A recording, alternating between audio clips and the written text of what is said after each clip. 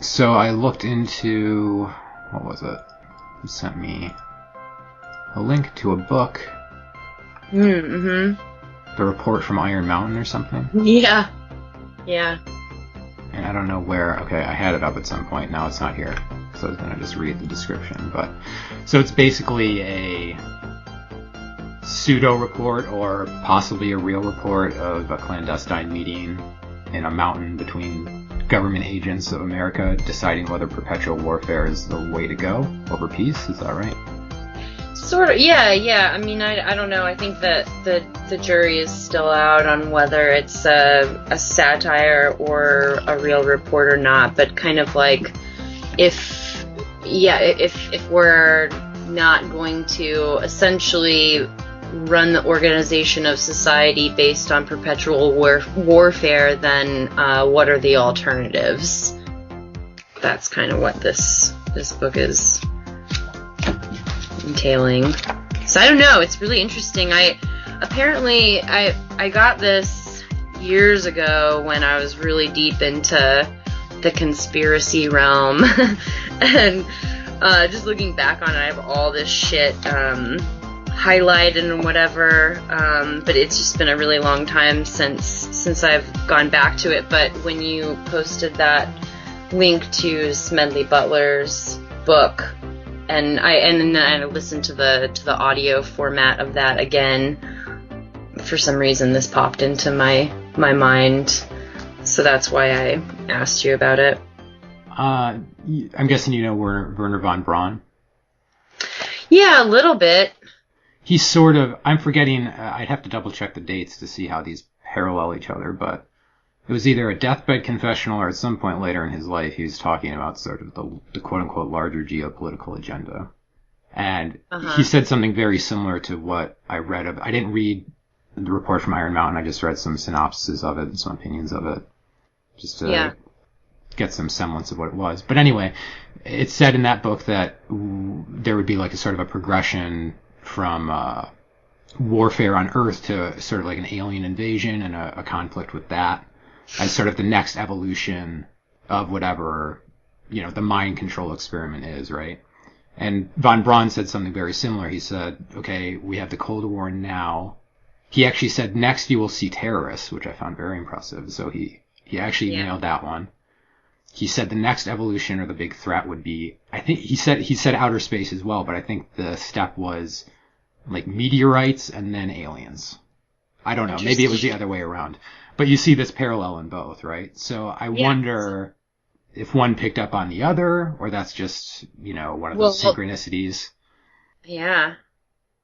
So in the end, I was actually reading, I was trying to get as much of this in during my break at work today. I mean, I only had like 20 minutes in the last couple of days to just sort of like read parts of this, but today I was reading the, I guess is this the last chapter? Yeah, summary and conclusions. It's interesting that you say that because there's a section called Substitutes for the Function of War Models, and under political it says A, an omnipresent, virtually omnipotent international police force, B, an established and recognized extraterrestrial menace, C, massive global environmental pollution, and D, fictitious alternate enemies. So I think that ties in quite well to what Werner von Braun was saying. And you reread War is a Racket, or you re-listened to it? I had a copy years ago that I read and lost it in one of my moves, but yes, I did listen to the audio version the other day. Okay, yeah, it's really short. For anyone that hasn't read it yet, you could just go to the bookstore, literally pick it up, sit there for an hour, and be done with it if you wanted to. Yeah. It's definitely worth anyone's time. It's quite funny. For as dark a book as it is, his glibness and sort of I don't know if to call it sarcasm, but it's extremely biting and toothy. Sure. In how he writes, and I really appreciated that, because I am also prone to I like being biting, I like being a little inclined towards hyperbole or whatever, because some people might not like it, but it's my way for emphasizing points. It coincides with my personality type and what I need to how I feel like I need to express myself and so on. So I know I've tempered that in some of my writing for sure to accomplish something different. Like when I was doing some science writing on a site called Blue Science, I would temper that a bit. And the guy that was collaborating with me, he would say, well, maybe you should not like be as critical of mainstream science in this way or that, like just put it to the side just to make your point. I'm like, okay, that's fair. That's fair at times. But here I appreciated the sort of like the facts are so strong, and he was standing in his integrity to such a degree that he felt quite confident to be able to say it this way and not fear any backlash necessarily. Sure. So, and it's just saying, the military industrial complex, yes, a lot of it has been made of its hyper centralization since the 50s and World War II, which is of course true. But Smelly Butler's account just shows you that.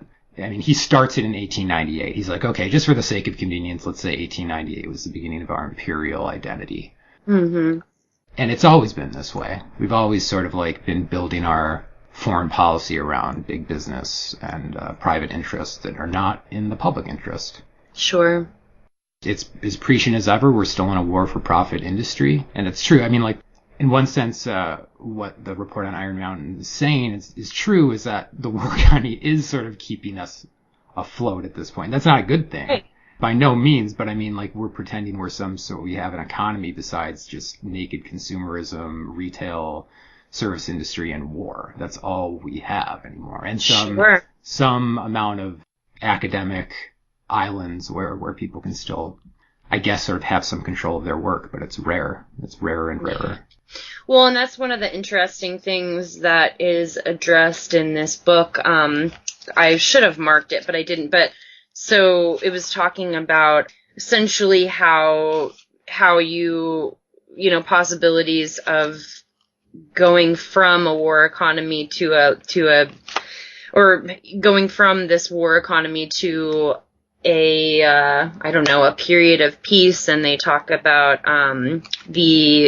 economically how important it would be to have a society based on wastefulness, right?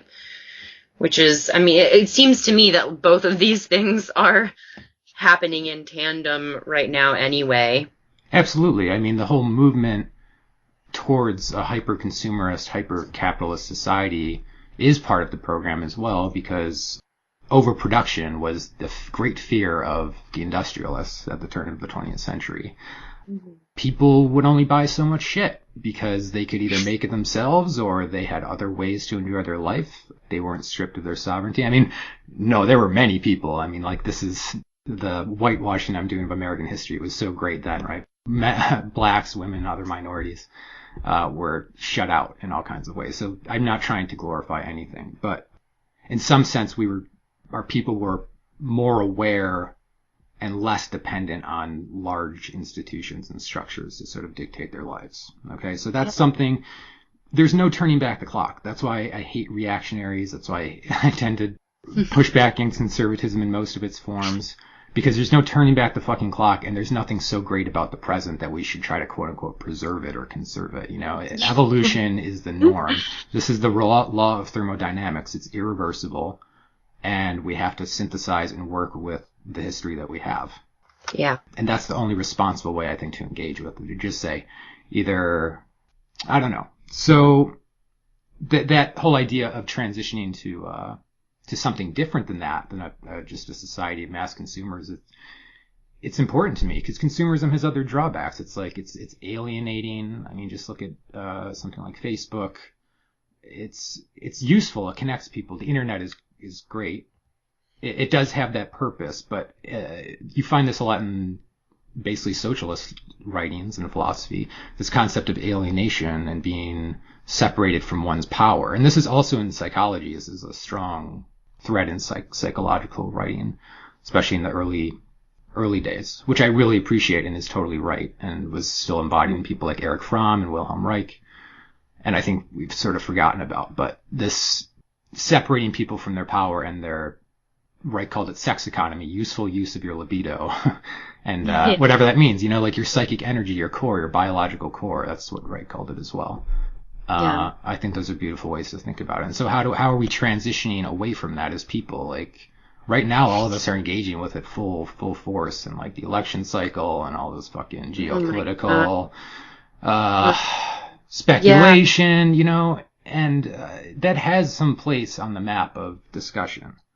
But still, the whole concept, I mean, like a post-neoliberalism economy, what is that even? It's still not really talked about in a serious way. Everyone's like, we need more jobs. It's like, well, what the fuck does that even mean? Yes, we do, but what are those jobs?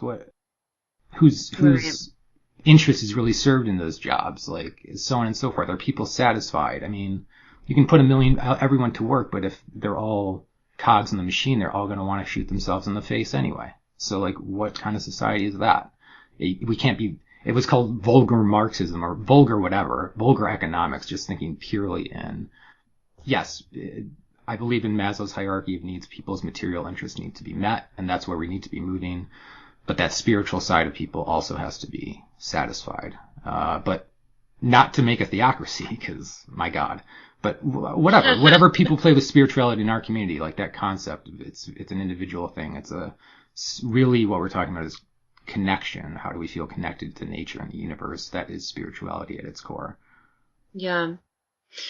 Well, I mean, so what was I listening to? You know what? It might have even been, don't quote me on this, but I did get one podcast in of that from that Skeptico podcast that you talked to me about yesterday. Yeah. It was the most recent one with this guy, Robert Bonomo, who I wasn't familiar with. And I think it was, I listened to so many fucking podcasts in the last couple of months that they all kind of meld together at a certain point. But I think he was, if I'm correct, they were talking about essentially like the need for a mythology, like a certain type of mythology in society.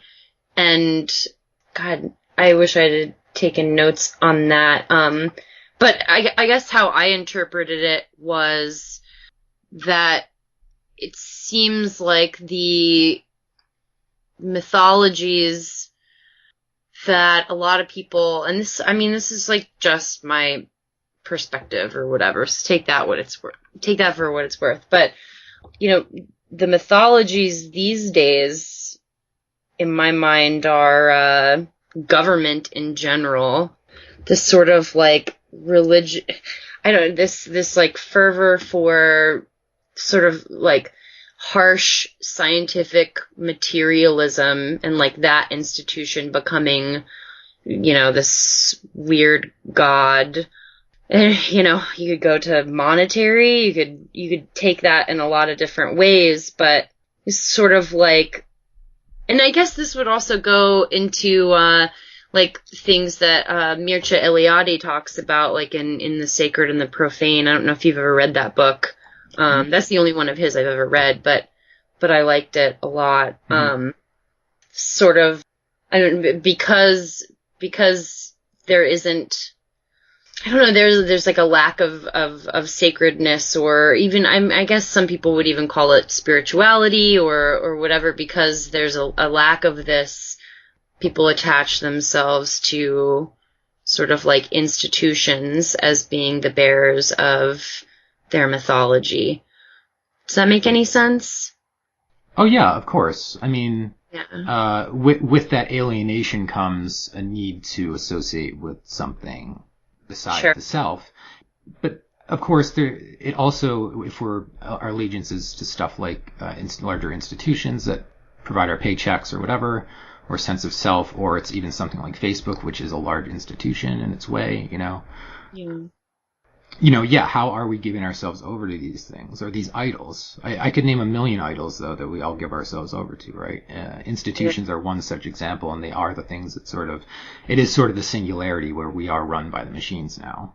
There's a logic to these institutions written into their charters, and how they're entangled with governments and geopolitics and international and domestic policy and so on. You know, it's one such idol, another idol is scientific materialism. I mean, you brought up Skeptico. I helped write a book with Alex. He wrote a book. I helped him edit it and co-wrote it a bit. And I got I'm in the appendix, but I don't have my name on the front of the book or anything. Mm-hmm. But it's called Why Science is Wrong. And I'm that's one of those hyperbolic titles that Totally. maybe I appreciate, because he is that approach too, but also I didn't necessarily agree with him on that title, but that's fine. Because that really wasn't the message. It was still affirming the scientific method and the scientific way of approaching reality and questioning, but also seeing the biases and the bigotry that does exist within the institutionalization of that method. And that's not to disown everything that is within those institutions or what those people represent, because there's a lot of really fascinating mainstream science that people shouldn't turn themselves off to, but to take it with a grain of salt and to realize its biases, and to not be so annoyed by the personalities and celebrities that they put out in front of you that do turn you off to them, to the concepts that they represent. Like for me, it's like Lawrence Krauss and Christopher Hitchens. I fucking hate listening to those guys. I think they do an injustice to like what it means to be an exploratory human and a searching human, which is what science is supposed to be, and they're standing for a status quo that they fucking believe in. And it's infuriating. Yep. But I also don't want people to throw out the baby with the bathwater in these instances. And for me, scientific materialisms provide a certain amount of grounding, even though I respect consciousness as something that is possibly outside our body, that it's a more complex system than just existing in your neural pathways, although that is part of the system, no doubt. How does our heart factor into that, and so on? Like, is that part of our intelligence system? I think that's a future endeavor for people to figure out. But it does keep me grounded in that it's like, okay, we can actually investigate ourselves in a quote unquote physical way, right? And as long as we're understanding the biases that go into that, they can be great tools in navigating reality and finding purpose in our lives and creating meaning for ourselves. And sure. So just to discard materialism as grotesque or whatever, or like really one-dimensional, and it can be, but so can spirituality. And that's why I'm afraid of like the Christian right coming in and really permeating our government now. It's like everyone just sees Trump as like this sort of agnostic buffoon who will say whatever it takes to win, but like the people behind him now are hard right Christians, a lot of them, or hard right military people, and none of those people believe in democracy in any way. I mean, you can of course argue about all the cabinet appointments, blah blah blah. Does Hillary Clinton believe in democracy? Well, no, she believes in a plutocracy, but it's closer to democracy than a fucking military general, you know? It's just like, these are realities. And so I don't know, I think the devil's in the details sometimes. And anyway, I agree, like it's always just dangerous at the tipping into absolutism and fundamentalism, but I think there's still room for like arguing our points and being emphatic and sometimes being pissed off about everything. Because it can be like unjust in quotes, you know? It sucks. Well, I mean, that's the whole point of a dialogue anyway, though. You know, and kind of like what you were saying, I think you were talking about that Skeptico podcast. Correct me if I'm wrong, but you were saying that part of what you, was that when you were saying part of what you appreciated is like him bringing on people that essentially have a completely opposite point of view and like allowing that sort of dialogue to happen? Yeah, so like he brought on someone like Sam Harris, who's a neurosurgeon or neuroscientist or something, but also like a political philosopher who I have all kinds of disagreements on. But, you know, Sam Harris, he's a public intellectual. He's done some good stuff, and he has a lot of opinions on basically everything. And one of them is he thinks that, and a lot of materialists do, it's like your existence or consciousness is in your brain, period. When it goes, you go. And that might be. That's okay. But to try to like, and then Alex is the counterpoint, which is saying, of course, there's like obvious interactionism with the brain, but there's other sort of stuff like near-death experience or psi research or past life experiences and these other sorts of, that are corroborated by parallel evidence. So it's not just like, oh, people are saying that they're experiencing them and so we believe them. No, they're coming back with information that gets verified shortly after or sometime later, and it's fascinating, and sometimes for me beyond statistical explanation, and that's just my opinion. And especially for psi research, I mean, there's been quote unquote meta-analyses run and taken in huge bodies of work all across the world, all the experiments, controlling for throwing out research that doesn't meet certain parameters and criteria.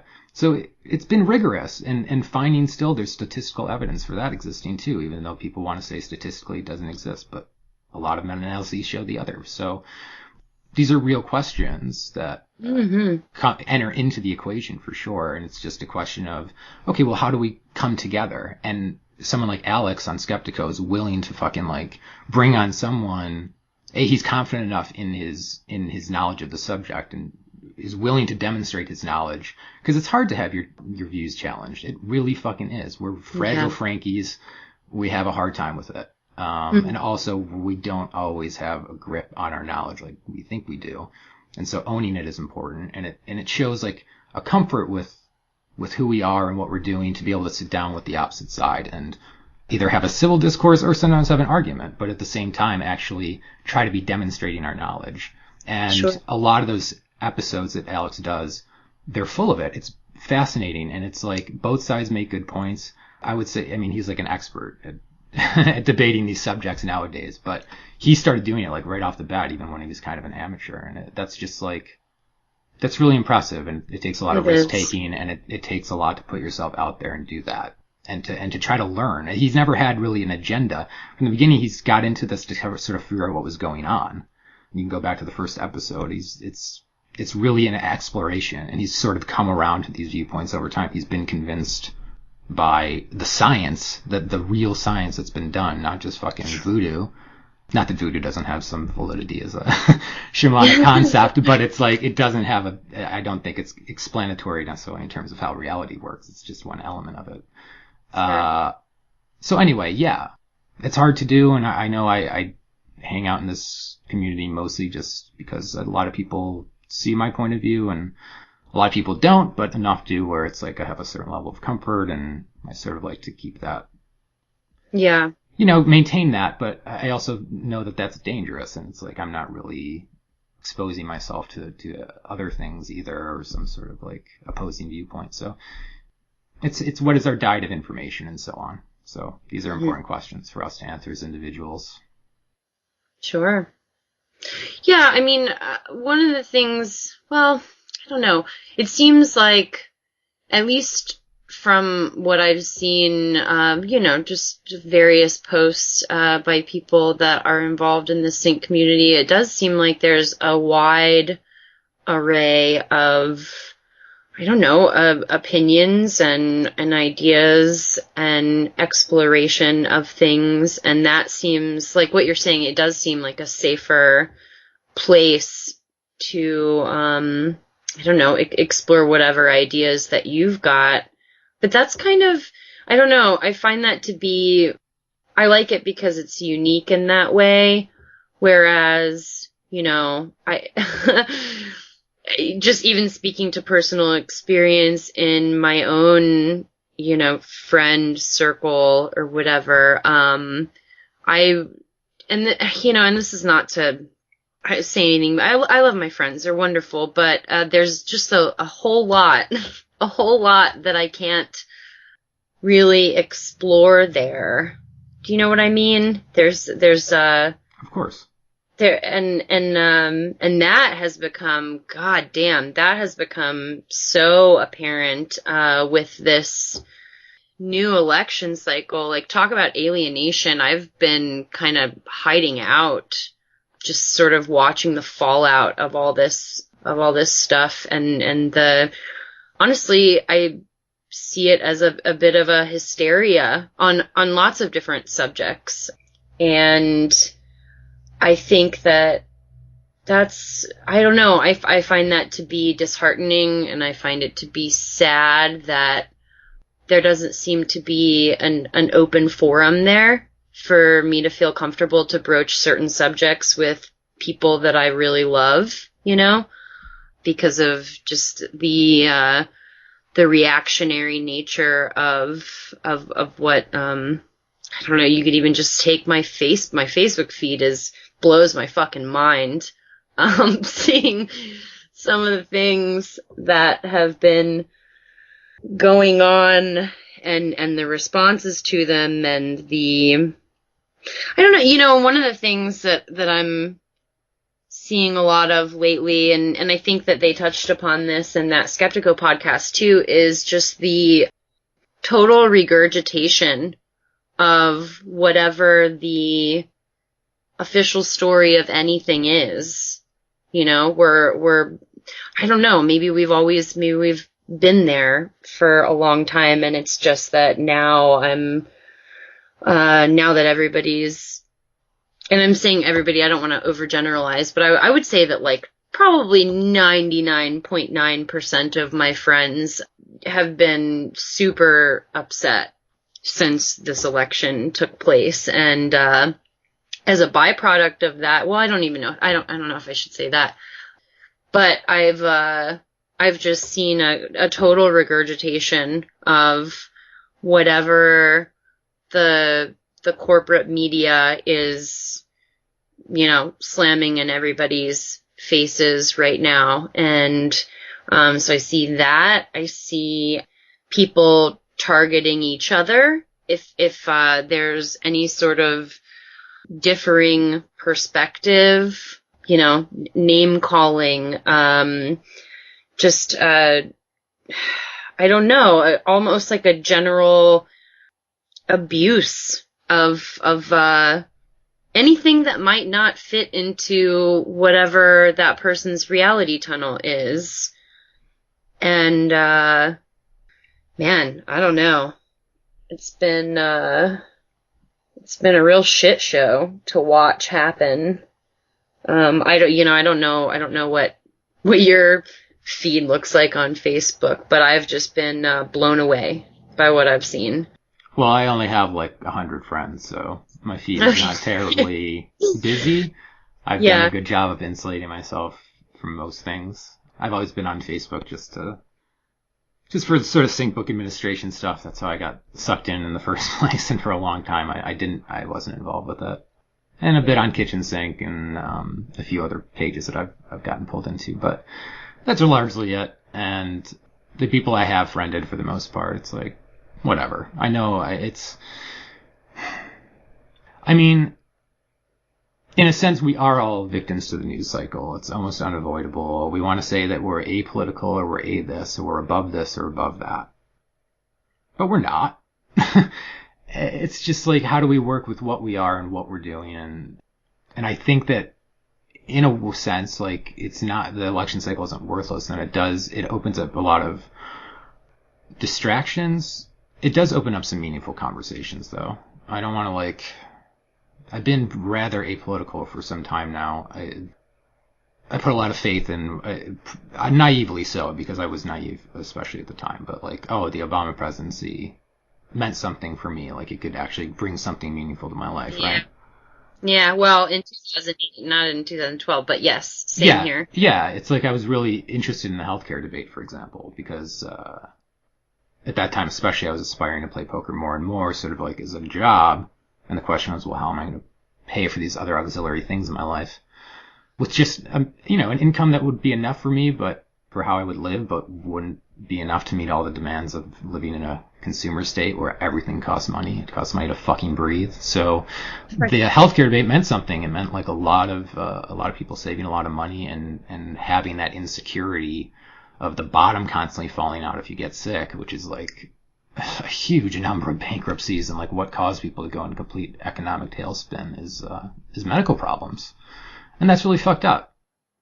Yeah. Say what you want about the welfare state as a mind control device or whatever, but you know what? It's like, I'd rather have that than a fucking boot on my neck. And until all of us are ready to actually be true socialist libertarians or whatever, and actually run society I want to say closer to something like a Confederacy model of Eastern Woodlands Indians or something. Again, not to idolize anyone's society, but how do institutions or collections and communities of people interact and engage in quote unquote a marketplace and these sorts of things while still providing for one another and not exploiting one another.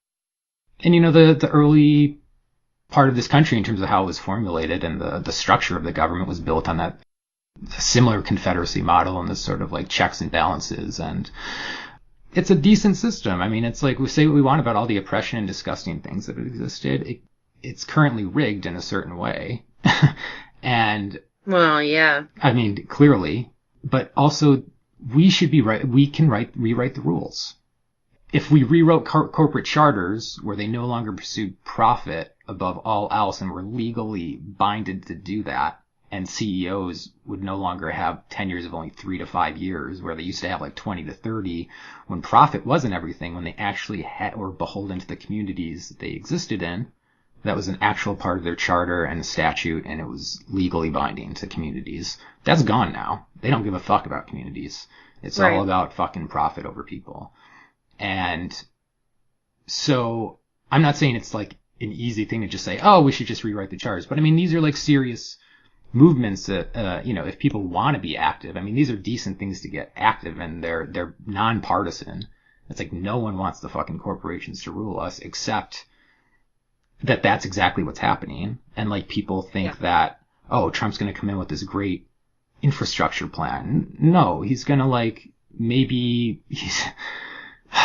it's similar to just how the war in Iraq worked. We're going to invade and give our favorite corporate buddies the inside track on these contracts to basically build junk. Sort of like why Hurricane Katrina went as badly as it did, because the building of those dams and other checks and balances and like the Gulf oil spill and other things, it was all fucking lack of oversight and other shit, because they're not beholden to these sorts of accountability anymore. Like really restoring that these are important things.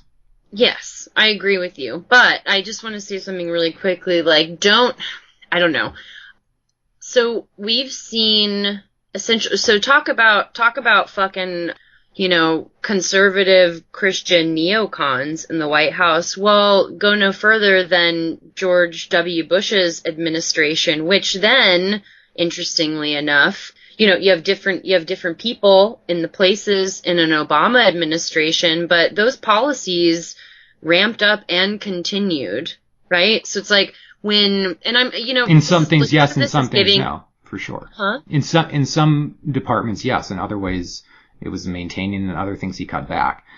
I can't just say he amplified everything, because that's not true. Well, no, yeah, you're right. You're right to call me on that.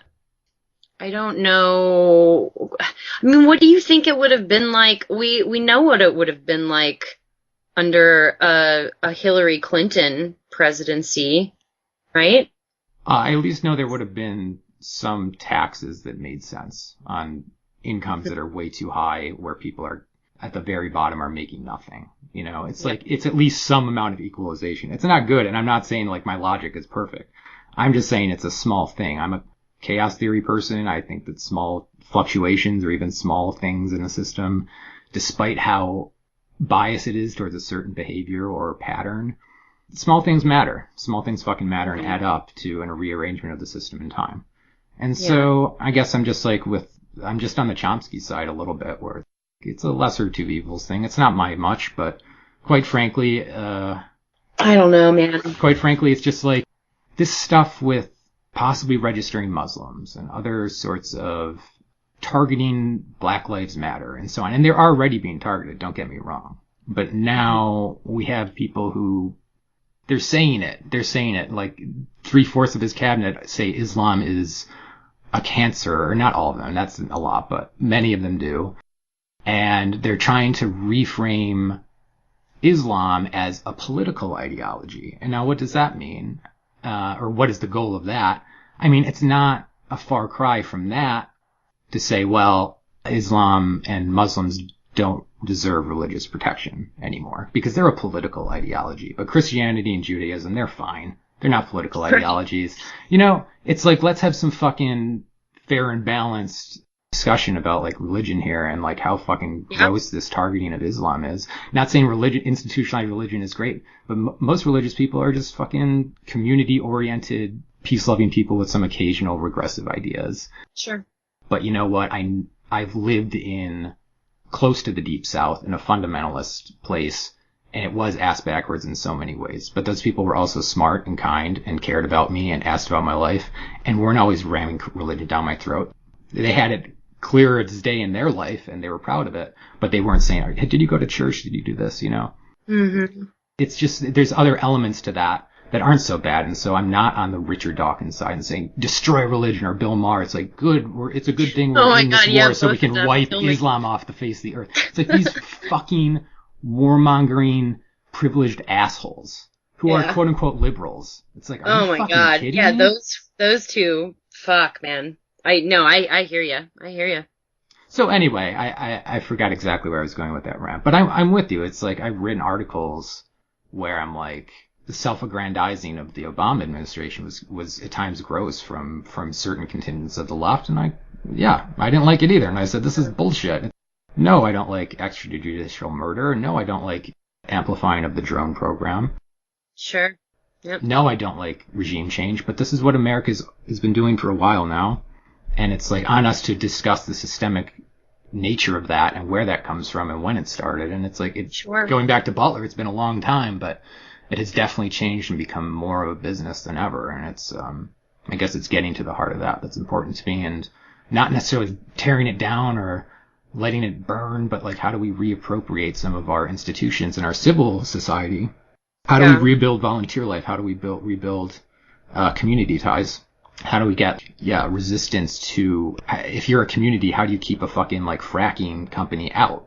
How do people even know how to organize to get what they want anymore? They do not. Yeah. And so that's why you see so often like, oh, you going out and protesting is so pointless and blah, blah, blah. And in some sense, sometimes it is, but also I would be more scared if people didn't come out and didn't say anything and weren't loud. Then that's the ultimate victory of the brainwashing state, is it not? Yeah. It's like, I'd rather have people still have that anger to be able to go out and express it. Sure. Yeah. Even if it's, I don't know, there are times that I, in my personal opinion, find it misdirected, but goddamn, I love civil disobedience. I think that people should dissent, and I think people should protest, and, but to me, here's the bigger question, is to go to name drop Terrence McKenna. He said, we're always led by the least among us. Mm-hmm. For some reason, like, that has always really, really stuck with me.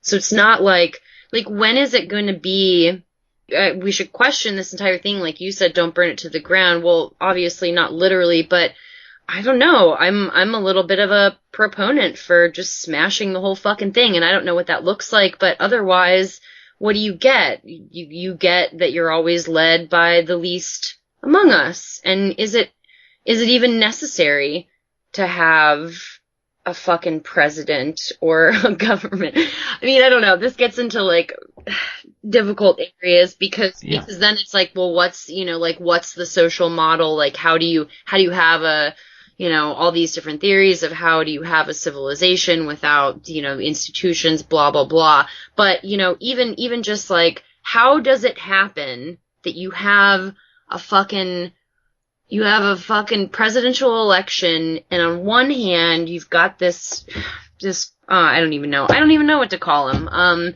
This reality television star running his mouth about walls and his things. And then on the other side, you have a career criminal, and you don't even need the fucking DNC and Podesta emails to have that, to know that. Do you know what I mean? Like, what is this? It's a shame. It's a total shame that this is what it comes to. Oh, the choices were a disaster. I mean, of course. I mean, this is part of the reason why I don't fucking vote.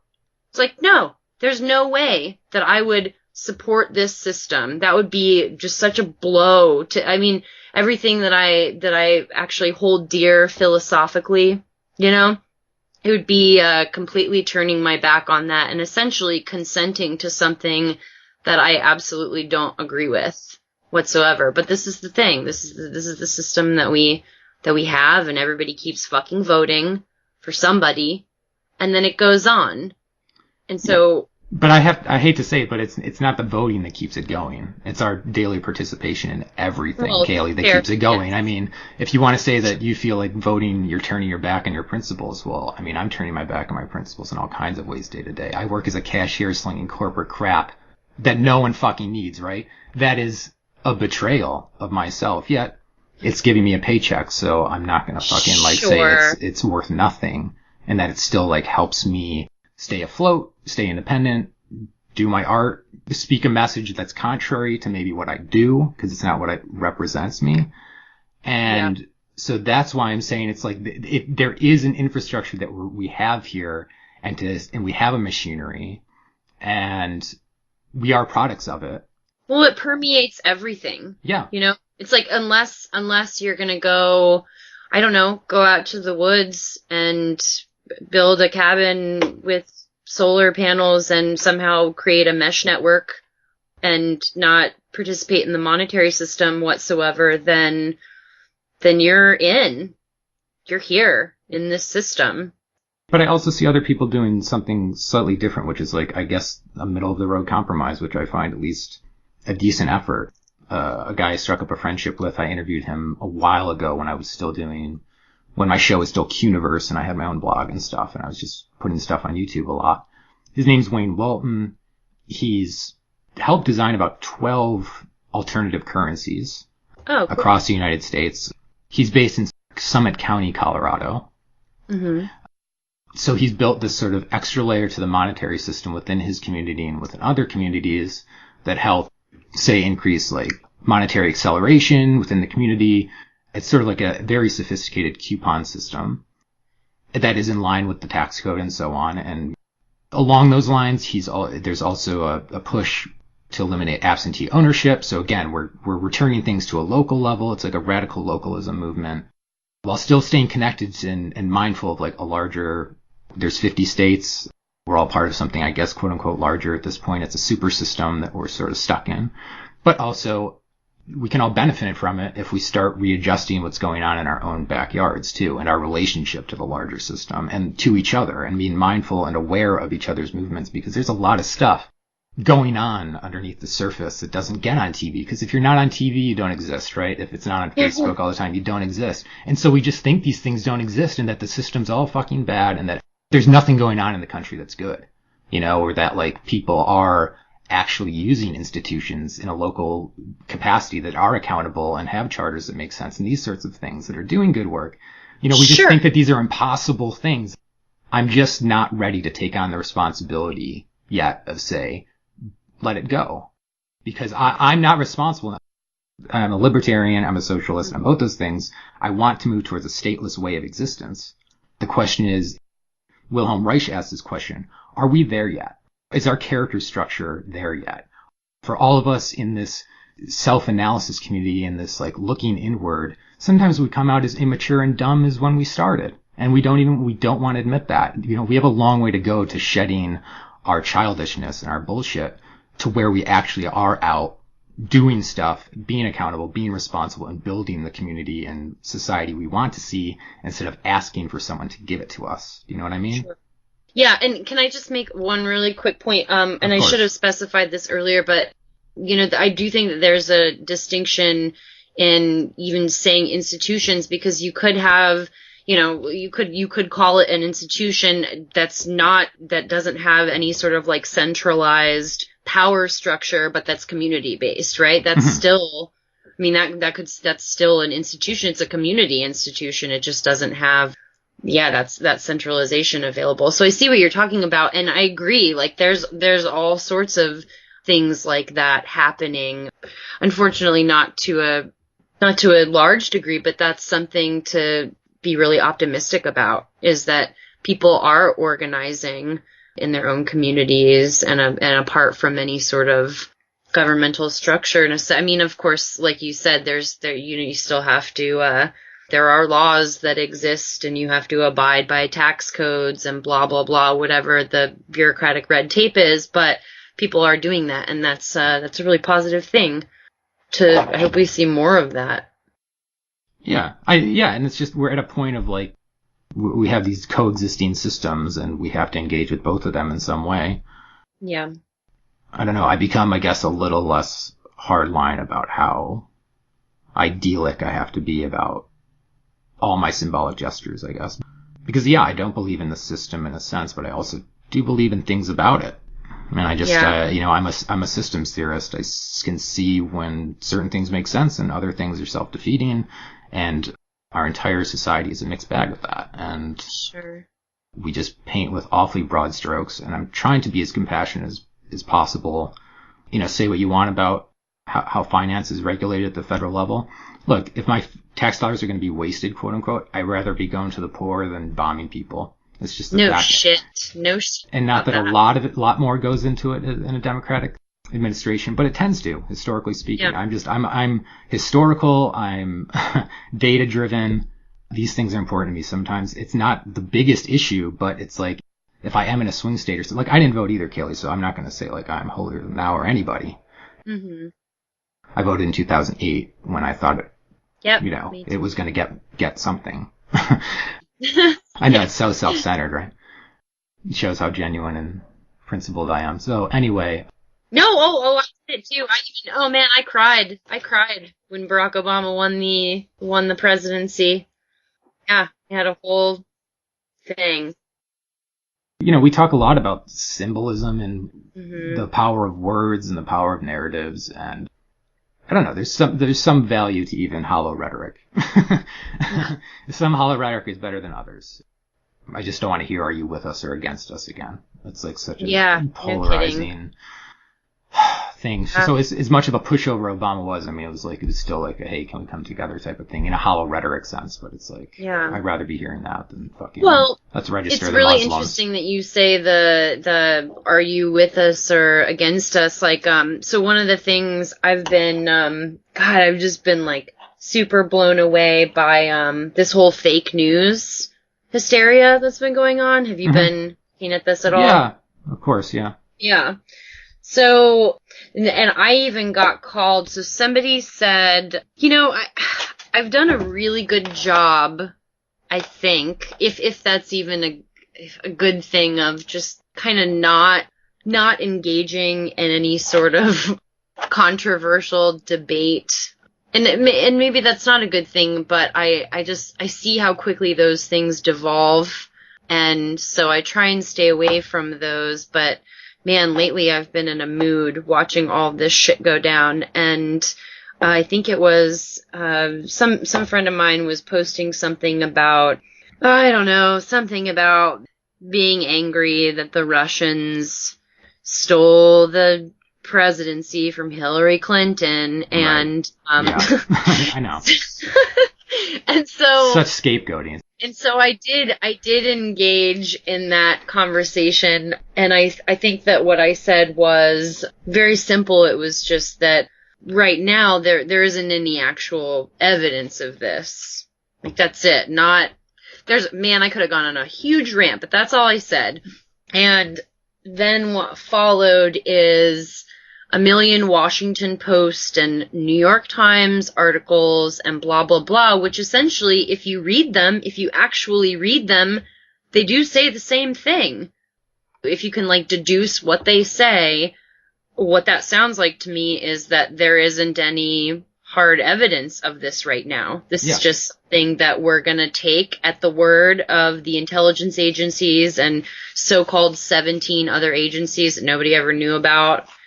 Whatever, or not nobody ever knew about, but it's like, oh, really? We have 17 intelligence agencies and they're all of a sudden confirming this, even though, didn't the FBI dispute that in the beginning and then ended up kind of going along with the narrative or something like that? Whatever. So anyways, I was just like, well, where is this evidence? Because if it's there, then fine. If there's evidence, then okay. Okay, so the way I've understood this is there's a distinction here. There's the Russian intervention in releasing the DNC emails, and then there's the Russian intervention in actual voter fraud, actually hacking the election, right? So those are two kind of separate stories, but of course they're being put in parallel because they add up to something. Maybe. Sure. The actual hacking, I mean, I've looked into it a little bit. One of the more convincing, whoa, what the fuck is this? Is that in Illinois and Arizona, they actually shut down. They were doing tests and they had to shut it down for 10 days because they suspected they were being hacked, possibly by a foreign entity like Russia. And so that was on people's minds, and that was a speculation that was thrown out during that time. My understanding is that at the end of that investigation, they deduced that there wasn't necessarily any hacking from Russia or anything going on. So that was speculated on, but maybe that still is lingering around as something that's relevant, but I don't know. I don't think that's relevant. I think that was probably cleared up and didn't actually happen. So I'm not as worried about them having hacked anything. As far as the story of them actually having a role in the release of the emails, I mean, that wouldn't be so shocking. I'm not saying it's for sure, and I'm not disagreeing with you. I'm just saying the report itself from, like, I forget which intelligence report I read.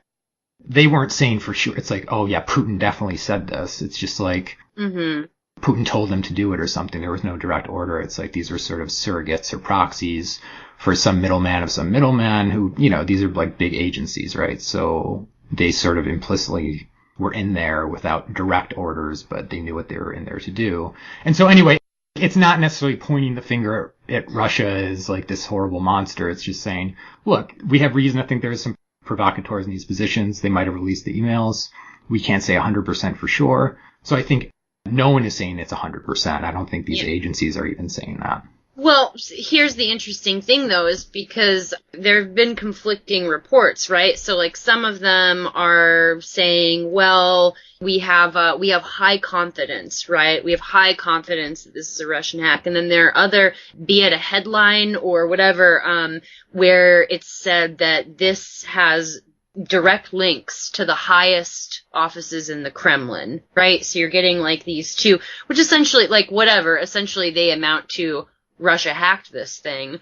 And if you read even if, you know, I feel like, and I don't want to be condescending here, but based on what I see happening, even just in the social media sphere, it seems like there's a lot of headline reading and not a lot of actually delving into the between the lines articles or, you know, fact checking or doing any other sort of homework. It's just sort of like, oh shit, the Washington Post just came out with, yo, the CIA said that highest levels of the Russian government, this is why your girl didn't get in, and people are like posting this shit all over the place. Yeah. So one of the interesting things about this is, so there's a, do you know at all about the, what is the thing? The Veteran Intelligence Professionals for Sanity. Do you know about this? No. So this is a group, and you know, I've only just, I actually didn't know this existed until, I don't know, maybe like a couple of two weeks ago, something like that. So this is a group of, some of them are former intelligence officers, CIA, NSA, and others who have essentially formed a little group to, you know, kind of analyze stuff like this. And what they're saying is, especially, I listened to a couple of really good podcasts. If you're interested, I'll send you a link to Bill Binney. Are you familiar with him? I feel like I've heard the name, but I haven't listened, no. He was a technical director for the NSA. I don't know if that was his position for, I mean, he was in the NSA for like at least 30 years or something, and he was one of the whistleblowers, like after, kind of during the Edward Snowden thing or whatever. He's also a whistleblower. He's on this panel along with Ray McGovern, who was a CIA analyst for, I don't know, from like the early 60s until the 90s, and a host of other people. And what they're saying, and Bill Binney especially, because he's considered to be one of the best analysts in NSA history, and he developed like a shit ton of programs for the NSA. And what he's saying is that based on the programs that he, you know, had a major hand in creating and were implemented within the NSA, if this was a hack, then the NSA would know it. They would be able to easily trace this based on the software that he developed, right? So that's interesting because it's different when if it's a hack and if it's a leak. And you see these two terms like thrown around in the media too, and I don't know I don't know that I would have known the difference between those two, but listening to these people talk about it is really interesting because I don't know, talk about credibility, right? For me personally, I'm more willing to consider what these people are saying than essentially what, the mainstream narrative right now, which isn't really offering much. It's not offering very much. It's just, and that's also a pretty hefty chip to throw on the table, is accusing another nuclear power of hacking into your political institution. Like, that's pretty big right Sure. there. And to do that without being sure, without actually having the evidence to show, that's super negligent in my mind. So yeah, that's one of the things that's been floating around. Everybody's blaming everything on Russia. And I even, there was a different guy. Oh, actually, maybe it was the same guy I was talking about, who I posed the question of, is there any evidence of this? Because as far as I can see, I don't see it. And I posted a podcast with Bill Binney, and he was being interviewed by somebody from Sputnik News, right? So there you go. You have, what is Sputnik News? Well, it's a Russian news site, right? So instead of listening to it, this guy, some guy, I don't know who he is, he just replies with a Wikipedia page for Sputnik News, essentially saying, without saying, that none of this is credible at all, and I'm probably not even going to listen to this because it comes from a Russian source. Like, this is a really, I don't know, I've been like infuriated, because that's a really dangerous thing, what's happening with any sort of alternative news, right? Like, truly alternative, breaking journalism. Like, I've seen some of these blacklists, and some of there's a lot of sites on that blacklist that I visit regularly, and I feel like I get really good news from them, which is not partisan or Trump fans. They're not Hillary fans. They're not fans of any particular country. They're just investigating all sides of a particular story, and that means something to me. But here they are on the blacklist. And here I have somebody essentially telling me that I'm peddling Russian propaganda because because it's based out of Russia. Like, that's madness to me. In Syria, too, it's like sort of a blurry scenario. Yeah. It's atrocities on both sides, don't get me wrong. Yes. But it's definitely still a little difficult to parse out full accountability or motives. I just choose not to support anyone at this point because I don't know. It's not my country. I don't know enough. And if there's not enough human rights people in the ground, reliably so, I think Human Rights Watch is quasi there, but that's a tall order for maybe just one group, and they're not directly in the city or anything. So that's blurry too. And really, that to me, if that's not precipitating a world war with Russia, I'm not 100% sure that all these emails, I know, like, I get what you're saying, like, it's sort of baiting them, but I also think that Russia and America can make a lot more money by bombing the Middle East and pretending they're against each other, or maybe they are against each other in certain things, than to actually nuke each other. If we're talking about war for profit and what would be the most strategically sound for both sides, it's just to fucking have proxy wars in places like Syria and actually not fight each other, but still present this narrative in the mainstream media that there is still this serious antagonism with Russia. Yeah. That is just sort of like, it's not a complete pseudo conflict, but it's borderline, because it's distracting from actually the larger financial systems that actually rule this world too. These are still serious players, the WTO, the Bretton Woods organizations, the World Bank. Do countries have the power they did? And what are nation states now in their relationship to this financial matrix? So that, for me, is always entering the equation for these stories. Like, okay, we're being shown this, but really, what do we have to be afraid of here? Because I tend to see patterns in financial markets and the war industry, and it's like right now the Middle East is all they care about because it's just, why not? There's all kinds of money to be made there. So I don't think we're gonna get a nuclear conflict with Russia. And I think that, as stupid as it is, at least it's not being tethered with socialism this time. The evils of socialism is right. It's this leftist social red conspiracy coming from Russia to fucking make you marry your sister or something. It's like, at least that's not part of it. And when I see people pushing that annoys me. And this sort of narrative is also annoying, but at least it's stripped of that sort of like antiquity or that antique bullshit that we can't have anymore. Because like, seriously, if we're going to push back against what this global financial system is, it's anti-populism, it's anti-people. I don't want a state socialism, just like I don't want state capitalism.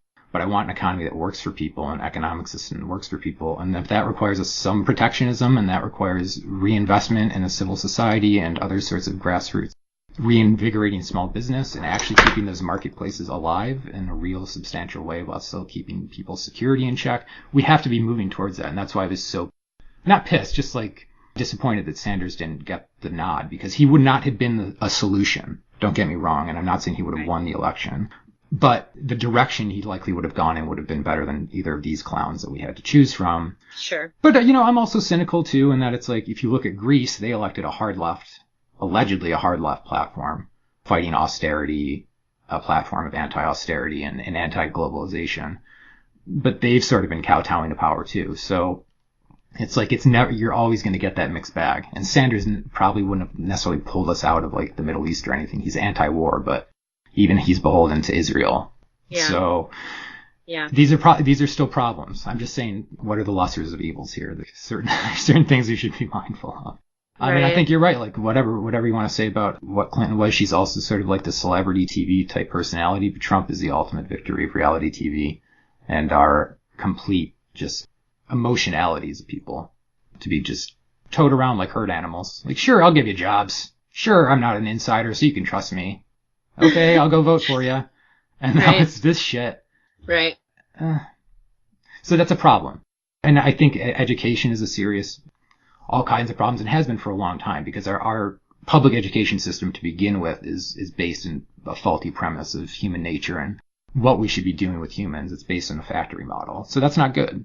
Yeah. In other ways, though, people want to pretend there's been no progress in how like schools are structured or how they approach educating kids. That's not true at all. I've worked in schools more than anything in my life, and educators as a group of people are some of the most interesting, individualistic, creative, compassionate, really good people in education. Mm-hmm. So I never want to demonize people necessarily in these institutions. Oh, no, well, no, and the same goes for, I would say the same thing goes for government institutions. Like, there are some good people, and it's not like anyone who's associated with these, in my mind, failures of institutions. It's not like everyone in there is, some sort of like frothing warmonger, right? Right. Or, yeah. So I get you. So it's just being mindful of those things. But anyway, I just brought up education because sometimes I feel like my generation's already lost. So there's no saving my generation, or even the generations older necessarily. But kids coming up, they have another chance. They have a chance to like see the world differently and not be caught in the same traps that we have, and to be educated in a more democratic and like compassionate and collaborative way. Not, there's like a lot of synthetic things in public education that don't necessarily, they're intended to facilitate group dynamic and like corroboration, but the way it's instituted is not terribly effective. I mean, I'll be open with that. But at least they're trying. But the truth is, like, the curriculum itself and test taking and that emphasis on metrics all the time is losing the human element in the schools. And that's really the heart of the element. If we took that out of the equation, man, it wouldn't solve everything, but that would immediately solve so many problems with how the flexibility you have to give kids space to, like, think critically, think of larger social problems instead of the test, think of also personal development and so on. The kids are just sort of like left to themselves to figure out and to be, they absorb the anxiety of their parents. They absorb the anxiety of their society. We forget these things. Kids are fucking sponges. And so we were sponges once and still are, but now we're, in many ways sort of slaves to certain programming. Yeah. Yeah, I mean, like, essentially, it sounds like you're just talking about you would be beneficial to have a much less, a non-linear approach to education, essentially. Thank you for listening to this broadcast from SyncBook Radio. If you enjoyed this episode, there's so much more content waiting for you at thesyncbook.com. Our newest episodes are always free, and members get access to our full archive of over 600 hours. You'll find all of this, as well as our books and videos, at thesyncbook.com.